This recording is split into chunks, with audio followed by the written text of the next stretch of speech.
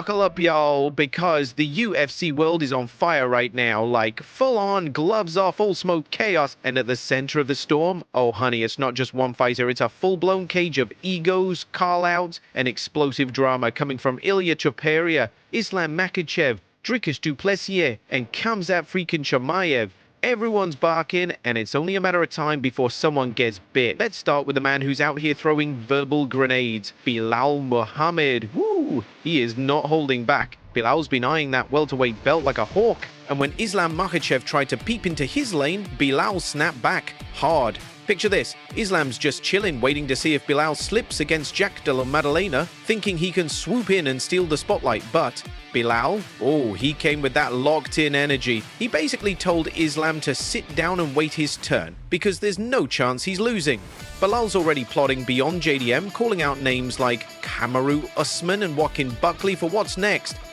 Like, hello, he's already penciling in wins like it's a vision board. And even if he somehow stumbled and Islam snuck in, the 170 division isn't some soft pillow, it's a house of savages. We're talking Shavkat Rakhmonov, who's out here dismantling people like it's a hobby. And let's not pretend Usman's fully out of the game. Then there's Belal still lurking, still dangerous. The whole weight class is just brimming with blood, violence, and title shot level killers. But let's be real for a sec, the matchup that would break the internet, melt social media, and make Dana White wet his pants in excitement? Islam Makhachev versus Ilia Topuria.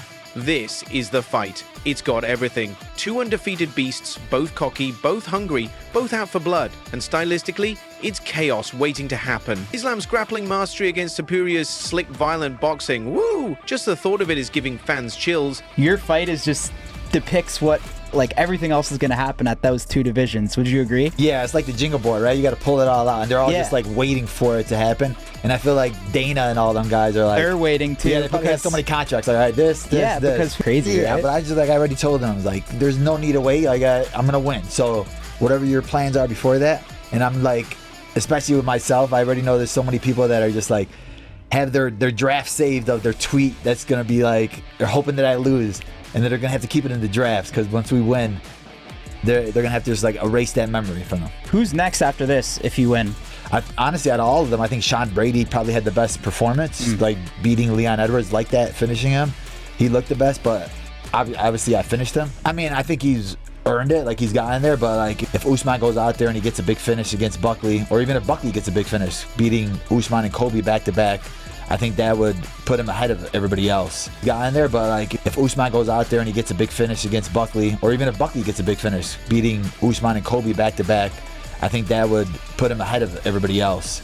Now switch lanes a bit and let's talk about the dark horse of the middleweight madness, Renier Derrida. Yeah, you heard that right. He's plotting a rise to the top, and baby, he's aiming high. He popped off on Submission Radio throwing some shade and shining some light on the future. He's eyeing a brawl with Sean Strickland, and trust me, he's not trembling at the thought. Renier thinks their styles would crash into each other like a car wreck, but in the most technical, terrifying way. And he's not just stopping at Strickland. Oh no, he's got his eyes on Du Plessis too. Derrida's trained with both Dricus and Khamzat, and guess who he's siding with? Khamzat with, Dricus, the South African wild card. After that jaw-dropping win over Bo Nickel, where Renier didn't just hang with the wrestling, but actually won grappling exchanges. His name has been skyrocketing. Fans are obsessed. The guy's weirdly likable. His game is slick and unpredictable, and his style? It's like if Bruce Lee took jiu-jitsu classes in a haunted monastery. He's got submissions that come out of nowhere, timing that throws off even the most calculated fighters, and a mindset built for pure war. He's the one to watch at 185. People are whispering, is this the new Silver? And we're not saying it's true, but we're also not saying it's false. Yeah, so got to be safe for the jab and the front kick he's going to be throwing out there. And the same thing as in this Bo fight, I need to focus on what I do best, and that's pressure, pushing him back, getting close. We know he doesn't take a step back as quickly. Neither do I, so I think it might be an explosive one. Because the Khamzat Chimaev fight will take a little time, right? I don't think it's going to happen this summer, but I believe what I've heard, It might be end of the year. So if they give me Sean in the summer, then I can be ready for that. To step in as an alternate, maybe. What do you think is the key to beating DDP? It's a crazy puzzle to solve, huh? Because it's so, the way he moves, everything he does is so weird. The gas tank is crazy. Now, let's talk about what literally has everyone gagged. Ilia Topuria and Islam Makhachev face to face in a battle of titans. A Georgian outlet dropped some bombshell footage, and baby, it's everything. We're talking Ilia Topuria and Merab Dvalishvili, yeah, the bantamweight chomp, chopping it up in their native tongue after an insane training session, spilling the tea on Topuria's potential fight with Islam. The energy, intense. The vibe, big fight mood. Thank the MMA gods for MMA Psycho, who dropped the English translation because fans were frothing at the mouth to know what was said. Let's not sugarcoat this fight is colossal. It's not just about belts, it's not even just about legacy. This is about history. Two of the baddest men in the UFC, both undefeated, both absolute animals in the cage, both fighting for more than just a win. Plessis is fighting for Spain, for Georgia, for every underdog who's ever been doubted. And Islam, he's fighting to keep that throne that Khabib helped build. The fans are drooling. This fight doesn't just stir the pot, it boils it. Jones versus Aspinall, Khamzat versus DDP, that's cute, but Iliambus versus Elam, that's a cultural event, a pay-per-view smash hit, a promotional goldmine. It's exactly what the UFC needs right now. New blood, new icons, new wars. And Morab, he kept it real with Topuria in that clip. Your boxing is super high level, man. When you end your combinations with body shots, it's going to be super hard for him to shoot a takedown on you. He's a humble guy. I've spoken to him and he doesn't seem like a bad dude at all. He's beaten some great opponents, but realistically, he hasn't faced anyone like you, brother. You've got boxing, wrestling, jiu-jitsu, you have everything. Your competitiveness and fearlessness will make a big difference in that fight, in my opinion. The fact that you are unfazed by him being this great champion everyone talks about, mic drop. That's not just height, that's respect. And Ilia, oh, he heard it loud and clear. Ilia stepped up with that stone-cold attitude we love. It's just another fight, man. He's just a regular guy like you and me. I've always said I don't want to regret anything in my career. I want to reach my full potential. And in every fight, I want to show my best. So whatever happens in this fight, win or lose, I'll go to bed at peace because I'll know I did my absolute best. When I step into that cage, I want to be calm and composed. That's what wins fights. Ilia doesn't just want to win. He wants his moment, his legacy. His story told the right way. He's not shook by Islam's resume, his aura, or the fear he brings. He sees a man, a fighter, and he's ready to throw hands. But wait, because you know the chaos doesn't stop there. Oh no, it gets even spicier. The Khamzat Chimaev versus Dricus du Plessis beef, it just hit a boiling point. Khamzat, being the menace he is, made headlines after saying, get this, that he's preparing for power in his fight with Dricus. Murder girl. He's not just coming to fight, he's coming to destroy, or at least that's the vibe he's pushing. And what did Dricus do? Did he flinch, cry, hide?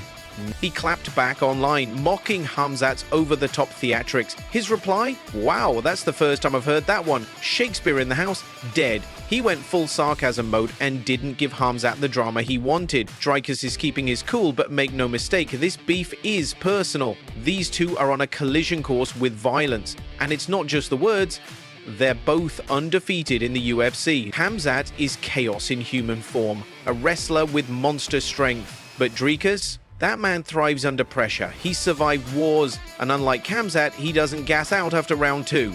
Everyone's asking the same question. Can Khamzat survive deep waters with Dricus? Or is this the moment Dricus proves he's more than just a hype killer? So, let's talk predictions, shall we? Is this middleweight war between Dricus du Plessis and Khamzat Chimaev is shaping up to be a powder keg just waiting for a spark. And honestly, that spark might just be Khamzat's big mouth.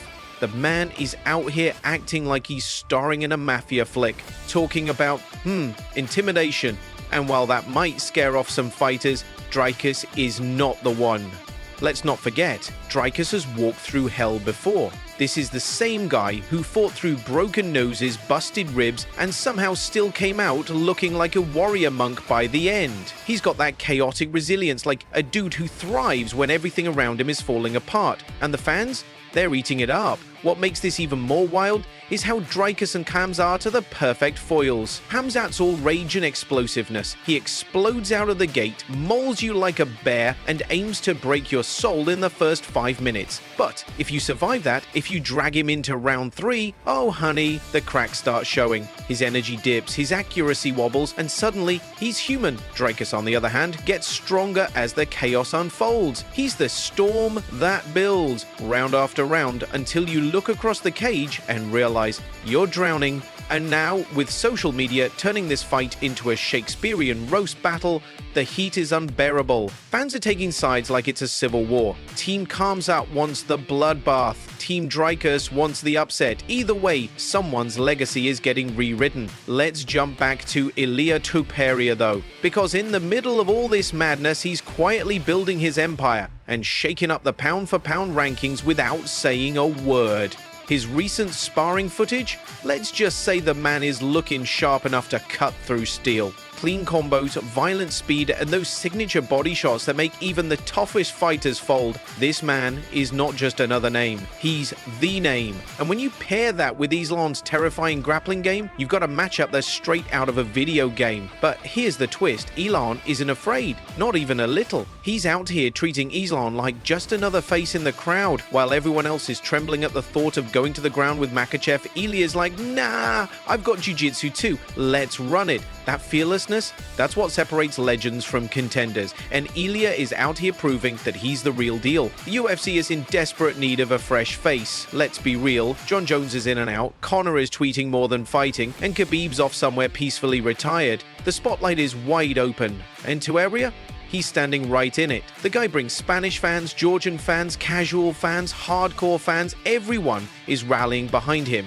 And if the UFC is smart, they'll strap a rocket to his back and give him that Islam fight. Because that's not just a fight, that's a movement. We've seen super fights before, but this one feels different. It's not just belt versus belt, it's power versus speed, dominance versus swagger, Dagestani discipline versus European chaos.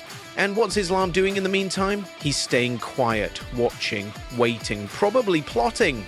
But here's the thing, Topuria isn't waiting. He's chasing, training, and speaking it into existence.